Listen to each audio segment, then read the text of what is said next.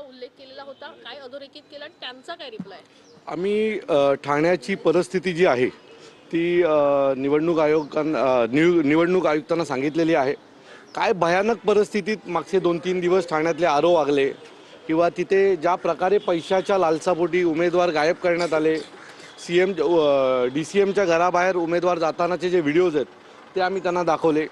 काही पर्सनल काही गोष्टी आमच्याकडे ज्या होत्या त्या देखील आम्ही त्यांना दाखवल्या आणि त्याच्यानंतर त्यांनी तात्काळ ठाण्याचे जे निवडणूक आयुक्त आहेत त्यांच्याशी बोलणं केलेलं आहे।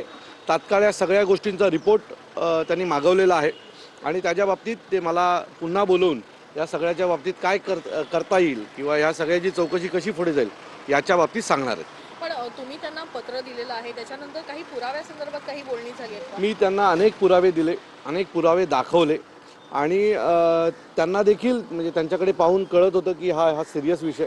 मी त्यांना ही गोष्ट सांगितली, साहेब अशा प्रकारे जर लोकांनाच मतदान करता येणार नसेल तर कसं होणार ना याच्यापुढे।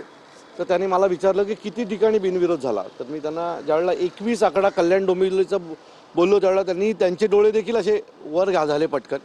तर मी म्हटलं साहेब हे महाराष्ट्राच्या इतिहासात असं कधीही झालं नाही की एका महानगरपालिकेत, महत्त्वाच्या महानगरपालिकेत 21 जण बिनविरोध निवडून येतात। मला असं वाटतं त्यांना देखील त्याचा सिरियसनेसपणा कळालेला आहे। माझ्या 2 मागण्या आहेत की ज्या आरोज होत्या, ज्यांनी ह्या सगळ्या प्रकारे गोंधळ घातला, त्यांचे जे तिथले जे फुटेज आहेत ते चेक करावे।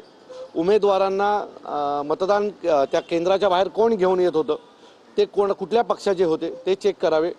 आणि दुसरी आणि महत्त्वाची गोष्ट, जोपर्यंत ही चौकशी पूर्ण होत नाही तोपर्यंत निवडणुकीचे जे निकाल आहेत ते राखून ठेवावेत, तोपर्यंत ते निर्णय जाहीर करू नयेत। अशा 2 मागण्यांसाठी मी आज यांची भेट घेतली। पण बिनविरोध संदर्भात नोटाचा ऑप्शन देखील अवेलेबल होता, त्या संदर्भात काही मी त्यांच्याशी त्याविषयी बोललेलो आहे आणि ते मला त्याच्या बाबतीतली जी पूर्ण माहिती आहे ती पुढच्या 2 दिवसात कळवणार आहेत। अल्टिमेटम काही दिलंय कधीपर्यंत या सगळ्या संदर्भात विचार केला जाईल? त्यांनी तात्काळ तिथले जे दोन्ही महानगरपालिकेचे जे निवडणूक आयुक्त आहेत त्यांच्याशी तात्काळ बोललेले आहेत आणि त्यांचा अहवाल आजच्या आज त्यांनी मागवलेला आहे आणि उद्या किंवा परवा मला पुन्हा बोलवलं जाईल अशी अपेक्षा आहे।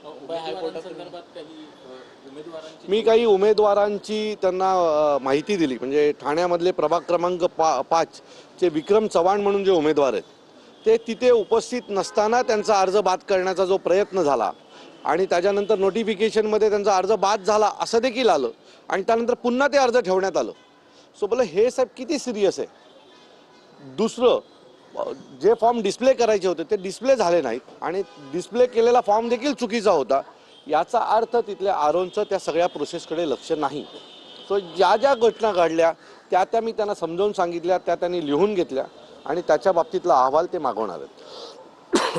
मुंबई हायकोर्टात तुम्ही आज जात आहात, आज सुनावणीची अपेक्षा आहे का? मला असं वाटतं की आज आम्ही मुंबई हायकोर्टात जाणार आहोत आणि हे जे 74-70 जण जे निवडून आलेले आहेत त्यांना जे काही विजयी घोषित करण्याची जी प्रक्रिया आहे ती जोपर्यंत चौकशी पूर्ण होत नाही तोपर्यंत कोर्टाने त्याला स्टे द्यावा आणि निवृत्त अधिकारी असतील किंवा हायकोर्टाच्या निगराणीत या सगळ्याची पुढची चौकशी व्हावी अशी आम्ही त्यांना मागणी केलेली आहे।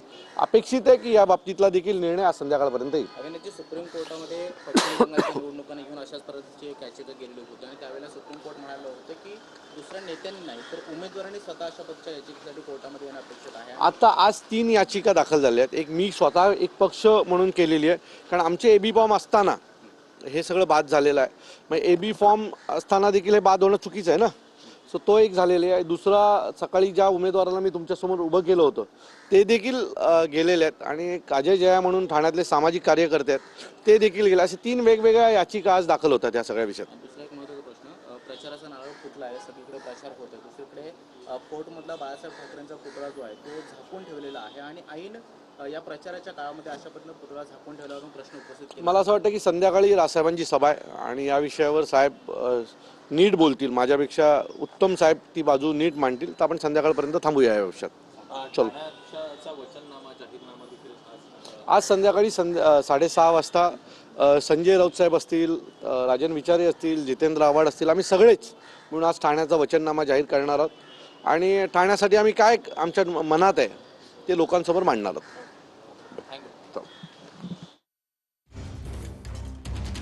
तर उमेदवारांवर दबाव आहे, बिनविरोध निकालांवर थेट आक्षेप आहे, त्या संदर्भात जे काही पुरावे होते ते निवडणूक आयुक्तांकडे दिलेले आहेत।